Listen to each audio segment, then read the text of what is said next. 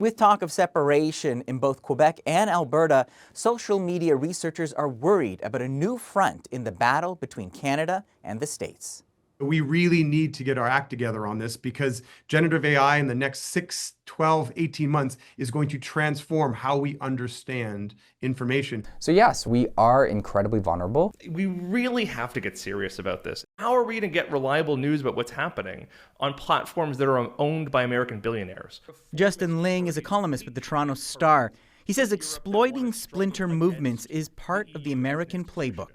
We've already seen instances of Americans with ties to the White House skulking around Greenland, looking for those who would support the idea of American annexation.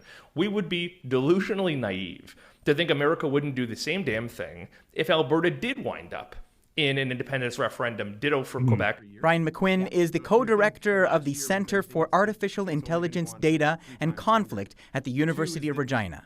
What we saw as one of the primary sources of disinformation in Canada was Russia, China, India. The United States has now begun to start overtaking as one of the largest sources of disinformation targeting Canada. So you're saying in the world of disinformation, the United States is now one of the most serious threats to Canada? Absolutely. I mean, if you look at the amount of information, whether it be around vaccines or other types of topics, the amount of disinformation coming from the U.S. and the White House is a specific example of that, because of the size of the networks, because of how that's picked up. There's lineups around the corner in Alberta now for a separatist movement, and that now there's talk of the referendum again in Quebec.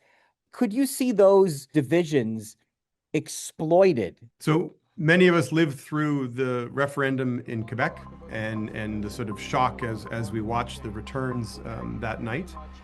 This will be utterly different than anything we've ever seen before, because I can guarantee you that Trump, for example, will be commenting, and so will his entire administration, on the dynamic the entire time. And so it will be a level of vulnerability that we could not possibly understand. And it creates a pretense as well. Look at Canada, that looks like a civil war is beginning to start. They're looking for parts of it are going to tear away. We better intervene.